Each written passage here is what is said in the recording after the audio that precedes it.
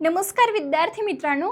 तर पहा, आजच्या या व्हिडिओमध्ये मी तुम्हाला सांगणार आहे कोणती ती योजना ज्यामधून महाराष्ट्रभरातील सर्व मुलींना मोफत शिक्षण मिळू शकतं। होय, तुम्ही खरं ऐकत आहात। संपूर्ण महाराष्ट्रभरातील ज्या मुली 12वीची एक्झाम दिलेल्या आहेत आणि त्यांना उच्च शिक्षणासाठी पुढे ॲडमिशन घ्यायचं आहे, अशा मुलींसाठी पूर्णपणे मोफत शिक्षणाची सोय जी आहे ती आपल्या महाराष्ट्र सरकारकडून करण्यात येत आहे। तर मग ती कोणती आहे योजना, त्यासाठी पात्रता काय आहे, कोणते ते निकष आहेत किंवा अर्ज जो आहे तो कुठे करायचा, या संपूर्ण गोष्टींची जी काही विस्तृत माहिती आहे ती या व्हिडिओच्या माध्यमातून मी तुम्हाला समजावून सांगणार आहे। तर मग बघा, यामध्ये जी काही free education for girls in Maharashtra, त्याच्यामध्ये तुम्हाला जी काही उच्च शिक्षणासाठीची जी काही फी आहे, तुम्हाला कोणत्याही पदवी अभ्यासक्रमासाठी किंवा पदव्युत्तर अभ्यासक्रमासाठी जेव्हा तुम्हाला ॲडमिशन घ्यायचं असतं तर तेव्हा तुम्हाला अगदी फ्रीमध्ये जे काही फी वगैरे आहे ती तुम्हाला त्या ठिकाणी पूर्णपणे शिक्षण जे आहे ते फ्रीमध्ये त्या योजनेतून तुम्ही मिळवू शकता। तर मग बघा, महाराष्ट्रातील आर्थिकदृष्ट्या दुर्बल घटकातील मुलींना मोफत शिकण्याची संधी उपलब्ध करून देण्याकरिताच हा महाराष्ट्र सरकारचा जो काही प्रमुख उद्देश आहे। नंतर यामध्ये लाभ कोण घेऊ शकतं, तर आर्थिकदृष्ट्या दुर्बल घटक EWS, SCBC अँड OBC प्रवर्गातील जे काही विद्यार्थिनी असतील त्या संपूर्ण विद्यार्थिनींना या योजनेचा लाभ घेता येईल। योजनेचा लाभ राज्यातील मुलींना त्यांच्या घरापासून 100% शैक्षणिक फी माफी, डोमासाईल अट लागू। बघा, याच्यामध्ये काय म्हणत आहे, तर ज्या मुलींचं म्हणजे आता कोणत्याही मेडिकल क्षेत्रातील असतील, इंजिनिअरिंग क्षेत्रातील ज्या मुली शिकत असतील त्या घरापासून दूर राहतात, तर मग अशा मुलींची जी काही संपूर्ण कॉलेजची जी वार्षिक फी आहे ती संपूर्ण या ठिकाणी सरकार भरणार आहे। जरी ही योजना काही महाराष्ट्रातील काही कॉलेजेसमध्ये राबवण्यात येत आहे आणि काही कॉलेजेसमध्ये ही योजना अजून पण त्या ठिकाणी आपल्याला राबवताना दिसून येत नाही आहे, परंतु काही कॉलेजेसमध्ये सध्या तरी चालूच आहे, कारण ही नवीनच आहे त्याच्यामुळं म्हणजे अजून कॉलेजेस आहेत ते इम्प्लिमेंटेशन करतात तशा प्रकारे। तर मग यामध्ये बघा, जे काही वार्षिक उत्पन्न असेल ते यामध्ये 8 लाख किंवा 8 लाखापेक्षा जास्त नसायला हवं आहे। यामध्ये जे पण मुलींचं जे वार्षिक उत्पन्न असेल ते वार्षिक उत्पन्न 8 लाखांपर्यंत असलं पाहिजे, तरच ती या योजनेचा लाभ घेऊ शकते किंवा त्या ठिकाणी ती पात्र असू शकते। मग यामध्ये काय समाविष्ट केलेलं आहे, तर शैक्षणिक आणि परीक्षा शुल्क, त्यासोबत विकास निधी, प्रयोगशाळा, लायब्ररी, जिमखाना शुल्क यांचा समावेश जो आहे तो या फीमध्ये इन्क्लुडेड आहे। म्हणजे संपूर्ण जी काही कॉलेजची फी आहे, लायब्ररी फी, ट्युशन फी असेल, त्यासोबत ज्या प्रयोगशाळांचा जो जिमखाना खर्च असेल, या संपूर्ण गोष्टींची जी काही फी आहे त्यामध्ये इन्क्लुडेड आहे। म्हणजे संपूर्ण जी काही शैक्षणिक किंवा मुलींच्या शिक्षणाची जी काही मोफत सोय करण्याची या ठिकाणी आपल्याला म्हणजे सोय करण्यात आलेली आहे असं दिसून येते।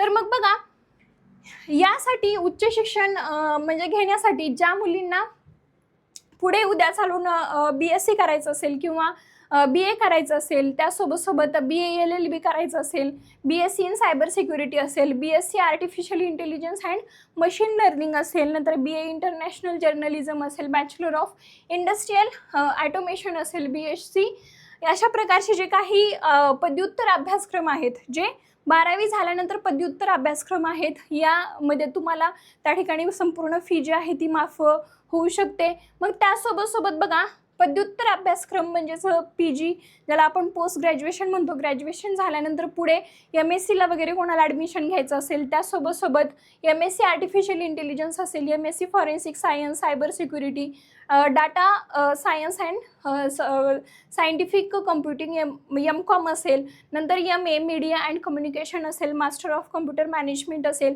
Master of human capital management and employ relations इत्यादी अशा प्रकारचे जे काही पदव्युत्तर अभ्यासक्रम असतील, यासाठी पण तुम्हाला त्या ठिकाणी पूर्णपणे फी जी आहे तुमची त्या ठिकाणी माफ होणार आहे। त्यासोबत बघा, पदविका अभ्यासक्रम डिप्लोमा असेल, त्याच्यामध्ये व्यावसायिक कौशल्यांसाठी विविध पदविका डिप्लोमा कोर्स करता येतात। Diploma in medical laboratory technology आणि त्यासोबत diploma in appeal manufacture design इत्यादीसाठी तुम्हाला म्हणजे एवढ्या अभ्यासक्रमांसाठी जी काही फी आहे ती त्या ठिकाणी पूर्णपणे माफ होणार आहे। मग बघा, या योजनेसाठीचा जो काही फॉर्म आहे तो फॉर्म भरण्यासाठी तुम्हाला कोणती कोणती कागदपत्र त्या ठिकाणी तुम्हाला असणं आवश्यक आहे. तर बघा, सर्वप्रथम महत्त्वाचं आहे तुम्हाला त्या ठिकाणी तुमचं उत्पन्नाचं वार्षिक उत्पन्नाचं प्रमाणपत्र त्या ठिकाणी तुमचं असणं आवश्यक आहे. म्हणजेच तुमचं वार्षिक उत्पन्न 8 लाख किंवा 8 लाखापेक्षा त्या ठिकाणी जास्त नसायला हवं. ठीक आहे. मग बघा, महाराष्ट्राचा जो काही विद्यार्थी आहे, जी काही विद्यार्थिनी आहे ती महाराष्ट्राची रहिवाशी असायला हवी. म्हणजे तिच्याकडे महाराष्ट्राचं डोमासाईल सर्टिफिकेट असायला हवं आणि आधार कार्ड आणि त्यासोबत जे आधार कार्ड आहे त्याला बँक खात्याशी लिंक असणं अनिवार्य आहे.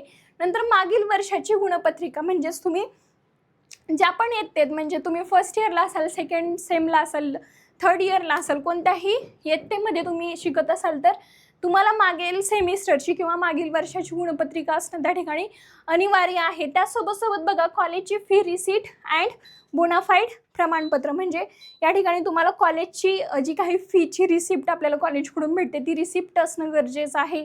बोनाफाईड सर्टिफिकेट त्या ठिकाणी असणं अनिवार्य आहे. ठीक आहे. मग हे तुमचे एवढे कागदपत्र जे असणं त्या ठिकाणी आवश्यक आहे. मग अर्ज जो आहे तो कसा आणि अर्ज प्रक्रिया जी आहे तो कसा आणि कुठे करायचा. तर मग बघा, या फी माफी योजनेसाठी सर्व विद्यार्थिनींनी शाळा महाविद्यालयाने विहित पद्धतीने विद्यार्थिनीची माहिती योजनेचे अर्ज एका केंद्रित प्रणालीद्वारे आवश्यक आहे, मग भरणे आवश्यक आहे. त्यासोबत यासाठी अधिकृत जी काही वेबसाईट आहे MahaDBT पोर्टलवरून तुम्ही त्या ठिकाणी अर्ज करायचा आहे. ठीक आहे. MahaDBT पोर्टलवरून आपल्याला माहीत आहे बऱ्याच, म्हणजे संपूर्ण ज्या काही योजना असतात तिथूनच सर्वजण MahaDBTवरूनच योजनेचे फॉर्म वगैरे भरत असतात. मग तिथून आपल्याला फॉर्म हा भरायचा आहे. मग त्यासोबत अधिकृत वेबसाईट जी आहे, अधिकृत संकेतस्थळ जे आहे ते कोणते आहे तर DTE महाराष्ट्र, इथे जाऊन तुम्ही त्या ठिकाणी अर्ज करायचा आहे. जर तुम्हाला अर्ज करता येत असेल तर तुम्ही या ठिकाणी जाऊन स्वतः अर्ज करू शकता.